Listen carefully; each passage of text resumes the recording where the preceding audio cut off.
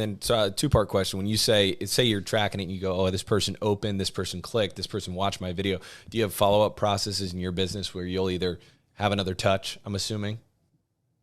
Yeah, you can. So you can retarget them with an ad later. Now, if you're putting out a series on, informational things about insurance, for example, and somebody's watching multiple things, then if you had their contact information, I would, any sales team that could do it, I would definitely reach out to those people to convert them, because now they've already raised their hand, right? You're not bothering them at that point because they're interested. When you call them that they wanted to hear from you. It's not like, guessing. So that's a way to get people to raise their hand. I do this on Facebook a lot. If you run Facebook ads, the way I run a Facebook ad is I'll run an informational video. I'll do 3 or 4 of those and promote them, run those as paid ads to a group of people. The group of people that we're running the ad to, there's no CTA in this ad. It's just an informational video. But what happens is then I'm going to do an ad which has a clear CTA, which is going to say, click here and we can book a call, or click here to start your application.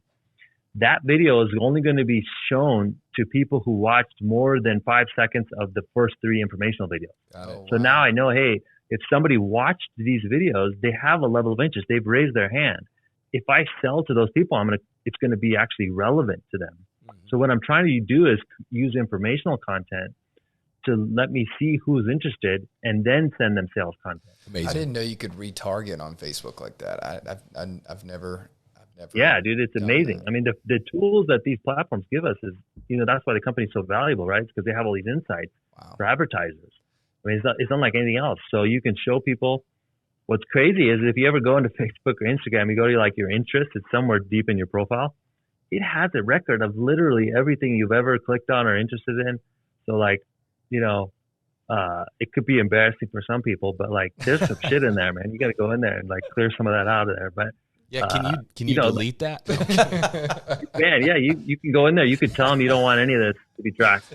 But for the average user, these platforms know a lot about you. Now, somebody who might say, oh, that's Big Brother, I don't want them knowing my stuff. For me, I don't mind being served relevant ads. The more relevant, the better. That's the whole value of being on here. When I get an ad, I don't know what these phones are fucking listening to us or whatever, but I'll talk about something and then all of a sudden you see the ad in your social. Yeah. That's okay because it's relevant to me. I'm not worried about it, So, yeah, you want to use that to your advantage by giving people relevant ads, and then those ads are going to convert. So when I do real estate events, like I'm doing an event in July, I'll target people in the real estate industry and then see how many people have viewed all my past videos. Those are people that already have a somewhat, base level of rapport with me. Even though we've never spoken, they've seen some content from me. So now when I send them that ad, it's going to convert.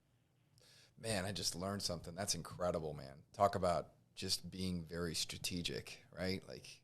Man, that's really cool. That's really good, Neel.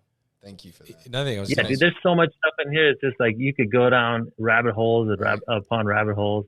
Then you realize the opportunity and you start to not be able to sleep at night. That's kind of, you're like, oh shit, I didn't even know I could do that. Then the wheels turn. You're like, oh, I got to get on that. And then it becomes overwhelming. So you just do the best you can, one thing at a time, and you build it, I had to take a step back to do the CRM thing. That was a pain in the ass. I mean, it cost me $20,000 just for the software licenses and everything. And then you're paying another $10,000 to a developer to help you do all the triggers and all that. I mean, but that stuff that you take a step back, you have to do it for your business.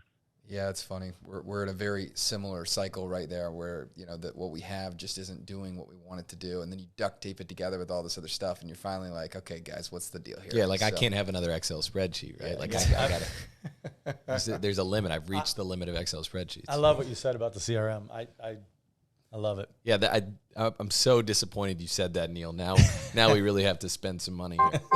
Yeah.